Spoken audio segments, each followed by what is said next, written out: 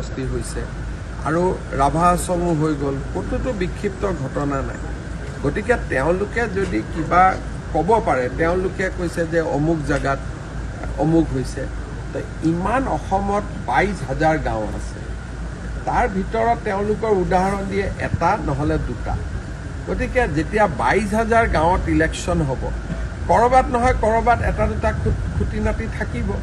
সেইখিনিকে যদি তেওঁলোকে প্ৰশাসনক জনায়, প্ৰশাসনে তৎকালীনভাৱে ব্যৱস্থা গ্ৰহণ কৰিব, প্ৰশাসন নিৰপেক্ষ থাকিব, আৰক্ষী জিলা প্ৰশাসন নিৰপেক্ষ থাকিব। আমি বিচাৰোঁ যে ইলেকশ্যনটো ভাল কৰিব আৰু ইয়াত কোনো গণ্ডগোল হ'ব নালাগে, খেলি মেলি হ'ব নালাগে আৰু অসমৰ সুনামত যাতে ক'তো চেকা নপৰে। সেইকাৰণে কংগ্ৰেছে সদায় চেষ্টা কৰে অসমক বদনাম কৰাৰ কাৰণে। মোৰ কথাটো হ'ল যে স্পেচিফিক অভিযোগ দিয়ক। কোনোবা যদি ব্যক্তি আপোনালোকক কিবা হাৰাশাস্তি কৰিছে, আমি লগে লগে একশ্যন।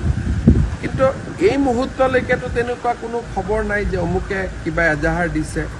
প্ৰদ্যুৎ বৰদলৈ আৰু ভূপেন বৰাই DGPক কৈছে, কিন্তু কেণ্ডিডেট কোনেওতো ক'তো এজাহাৰ দিয়া নাই। যদি কিবা এজাহাৰ দি আমি তৎকালীন ব্যৱস্থা হাতত লওঁ। হাৰিবৰ কাৰণে তেওঁলোকে হাৰা জিকাৰ ৰিজাল্টটো আপোনালোকে জানেই যে কি হ'ব কি নহ'ব। গতিকে তাত বহুত গৈ লাভ নাই। মইতো বিচাৰোঁ যে তেওঁলোকে একত্ৰিত হৈ নিৰ্বাচনটো ভালকৈ খেলক। প্ৰতিদ্বন্দ্বিতা হ'লে আমিও গম পাম বিধানসভা ইলেকশ্যনৰ আগত যে আমি ক'ত থিয় হৈ আছোঁ। আমিও জানিব লাগে যে আমাৰনো আজি লোকসভা হৈ গ'ল, প্ৰায় এটা বছৰ হ'ব, বিধানসভা ইলেকশ্যন এটা বছৰ পিছত আছে। গতিকে বিজেপিয়ে বিচাৰে যে পঞ্চায়ত ইলেকশ্যনটো এনেকৈ হওক যাতে আমিও মানুহৰ মনৰ এটা কিনো চিন্তাধাৰা তাক আমি বুজি পাওঁ আৰু আমি তেনেকৈ আগবাঢ়ি গৈছোঁ। সমষ্টি হৈছে আৰু ৰাভা আশ্ৰমো হৈ গ'ল, ক'তোতো বিক্ষিপ্ত ঘটনা নাই। গতিকে তেওঁলোকে যদি কিবা ক'ব পাৰে, তেওঁলোকে কৈছে যে অমুক জেগাত অমুক হৈছে, তো ইমান অসমত 22,000 গাঁও আছে, তাৰ ভিতৰত তেওঁলোকৰ উদাহৰণ দিয়ে এটা নহ'লে দুটা।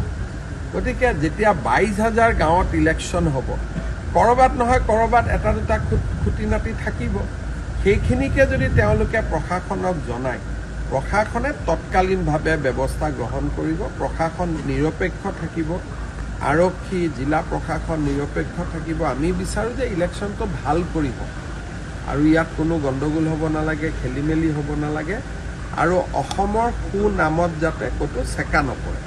সেইকাৰণে কংগ্ৰেছে সদায় চেষ্টা কৰে অসমক বদনাম কৰাৰ কাৰণে। মোৰ কথাটো হ'ল যে স্পেচিফিক অভিযোগ দিয়ক। কোনোবা যদি ব্যক্তি আপোনালোকক কিবা হাৰাশাস্তি কৰিছে, আমি লগে লগে একশ্যন। কিন্তু এই মুহূৰ্তলৈকেতো তেনেকুৱা কোনো খবৰ নাই যে অমুকে কিবা এজাহাৰ দিছে। প্ৰদ্যুৎ বৰদলৈ আৰু ভূপেন বৰাই DGPক কৈছে, কিন্তু কেণ্ডিডেট কোনেওতো ক'তো এজাহাৰ দিয়া নাই। যদি কিবা এজাহাৰ দি আমি তৎকালীন ব্যৱস্থা হাতত লওঁ। হাৰিবৰ কাৰণে তেওঁলোকে হাৰা জিকাৰ ৰিজাল্টটো আপোনালোকে জানেই যে কি হ'ব কি নহ'ব। গতিকে তাত বহুত গৈ লাভ নাই। মইতো বিচাৰোঁ যে তেওঁলোকে একত্ৰিত হৈ নিৰ্বাচনটো ভালকৈ খেলক। প্ৰতিদ্বন্দ্বিতা হ'লে আমিও গম পাম বিধানসভা ইলেকশ্যনৰ আগত যে আমি ক'ত থিয় হৈ আছোঁ। আমিও জানিব লাগে যে আমাৰনো আজি লোকসভা হৈ গ'ল, প্ৰায় এটা বছৰ হ'ব, বিধানসভা ইলেকশ্যন এটা বছৰ পিছত আছে।